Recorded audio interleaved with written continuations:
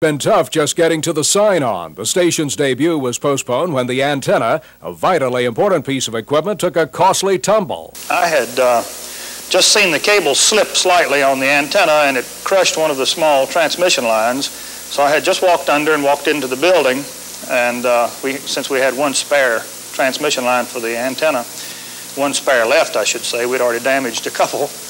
And while I was in the building, some things happened that I was not aware of, and I walked back out of the building, walked under the antenna, which was leaning against the side of the tower, and someone, I don't remember who, said, "Your antenna's broke," and I said, "Yeah, I've got the transmission line here to fix it." And they said, "No, look," and I looked up, which I had just walked under this thing, and I looked up, and it was bent. It was laying against the side of the tower, and one cross brace of the tower had bent even. As it turned out, the tower company had used a brand new load line, this big long piece, but they had used an older piece of cable to hold the lower block so that it would be centered in the base of the tower. And this older cable had parted.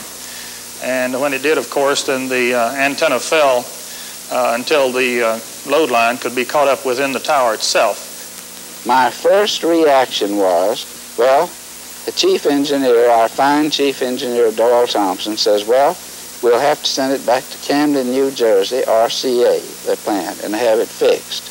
Well, that was going to take 2 to 3 weeks. Now, here's my reaction. Strange as it may seem, I said, that'll make us money because we won't lose anymore while that's being fixed, because we were just losing it, you know, all the time. Within a few months of the time I came to work, I worked from midnight to 8 on maintenance, fixing everything that broke the day before.